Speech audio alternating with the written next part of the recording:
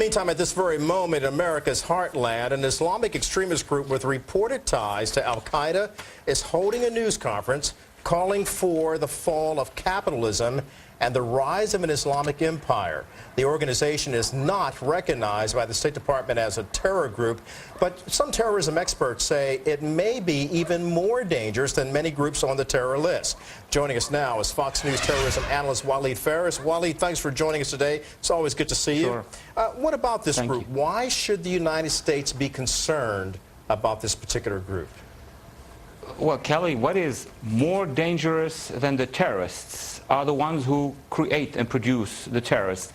Hizb ut-Tahrir since 1953 has been indoctrinating hundreds of thousands of individuals, brainwashing their minds, creating a pool of jihadists, pure jihadists actually, from which organizations such as Al-Qaeda, Hamas, NIF, Jama'ah Islamiyah have been recruiting and taken into combat. So Hizb ut-Tahrir is part of the chain that produces terrorism.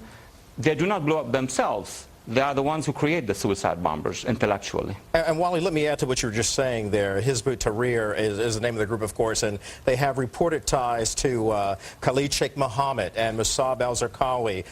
So when you look at that kind of indoctrination that they have with, or allegedly have with those particular groups, what are your concerns about what they might be doing here on U.S. soil? Is this a part of homegrown terrorism that many people fear?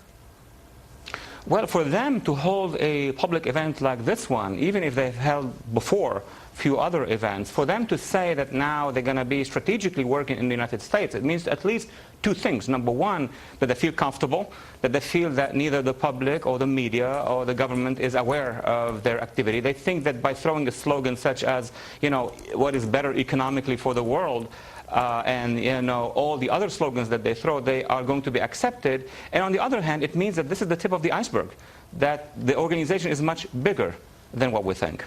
Well, it would appear then that they've grown more bold as well, Waleed, because today's seminar which you're holding is entitled, and I'm quoting here, "The Fall of Capitalism and the Rise of Islam." What should the average American read into that? I mean, I don't want to castigate Islam, but at the same time, what should one consider this type of slogan to mean? This is a decoy slogan. What they really mean in their literature for the last many decades, they didn't change it overnight, is there should be a fall of democracy, not just of capitalism, and the rise not of Islam, because Islam exists, but of jihadism. So they're throwing this slogan to say, well, they're part of the debate about economics and you know, religion. In reality, they are ideological movement who are creating one of the largest pools of the jihadists. They have been there before Al-Qaeda. They will survive Al-Qaeda. And while we've seen examples and evidence of the fact that some people who convert to Islam, and it's really an indoctrination process that takes place that puts them into jihadism. Is that correct? Who's doing the indoctrination?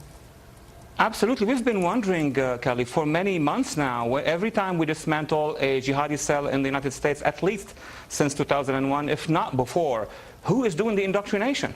Now here you have the answer. This is one of the organizations which sole purpose is to create that pool, as I said, from which either individuals, should they be American citizens, non-American citizens, homegrown or even international like Al-Qaeda, will recruit from and take into action.